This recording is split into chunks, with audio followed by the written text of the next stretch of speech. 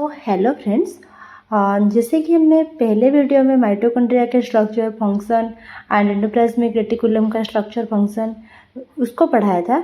तो आज हमने राइबोसोम का स्ट्रक्चर, डिस्कवरी, अकरेंस, टाइप्स, उसका केमिकल कंपोजिशन, ये सब पढ़ाएंगे।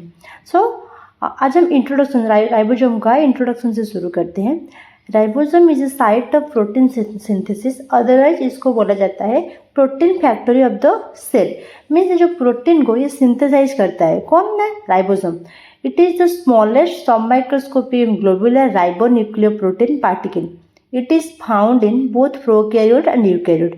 मीन्स ये जो राइबोसोम होता है ये प्रोकैरियोटिक सेल और यूकैरियोटिक सेल में भी देखा जाता है। These are non-membrane bound organelle and are involved in protein synthesis.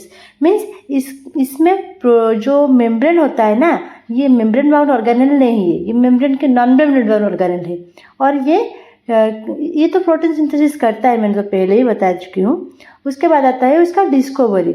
इसको पहले डिस्कवरी कौन किए थे? पालाडे नाम के एक साइंटिस्ट है। सो ये राइबोसोम को डिस्कवर किए थे। उसके बाद अकरेंस मीन्स ये कहाँ देखा जाता है? Prokaryotic scattered in cytoplasm. ये प्रोकैरियोटिक सेल में ये साइटोप्लाज्म में देखा जाता है।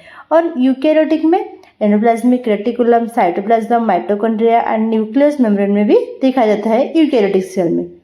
Cluster of ribosome called polysome.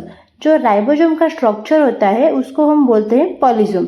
Number of ribosome in prokaryote means prokaryotic cell में राइबोसोम कितना होता है?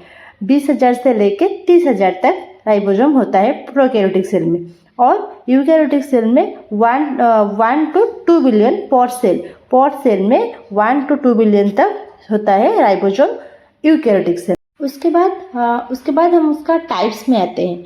Types means on the basis of sedimentation coefficient is of 3 types. Ribosome is of 3 types: prokaryotic, eukaryotic, organelle ribosome. Prokaryotic में 70S type के देखा जाता है, eukaryotic में 80S टाइप का, और ऑर्गेनेल में 55S से लेकर 70S तक देखा जाता है। ये जो एस होता है ना, एस का मतलब होता है rate of sedimentation. So it contain 2 सब यूनिट। ये जो राइबोसोम होता है ये 2 सब यूनिट कंटेन करता है, एक लार्जर और एक smaller. The 2 subunit of ribosome remain free from each other. They come together at the time of protein synthesis. वो क्या करते हैं ना, प्रोटीन सिंथेसाइज करने के टाइम में वो मिल जाते हैं। उसके बाद आता है उसका केमिकल कंपोजिशन।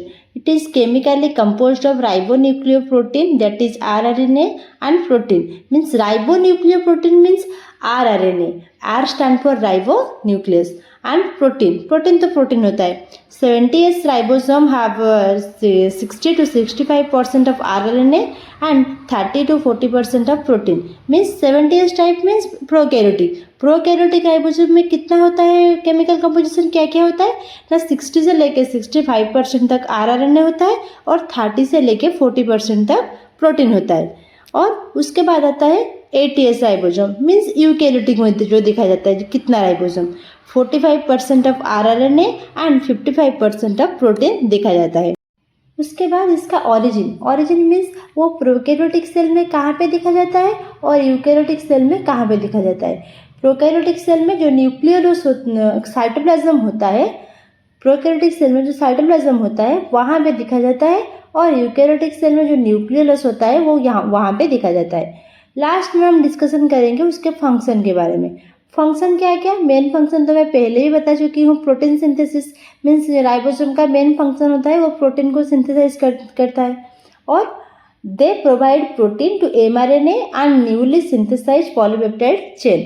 ऑल्सो ये क्या करता है ना, प्रोटीन प्रोवाइड करता है मैसेंजर RNA को और न्यूली सिंथेसाइज पॉलीपेप्टाइड चेन। जो न्यूली सिंथेसाइज होता है पॉलीपेप्टाइड जो चेन होता है उसको भी प्रोटीन देता है।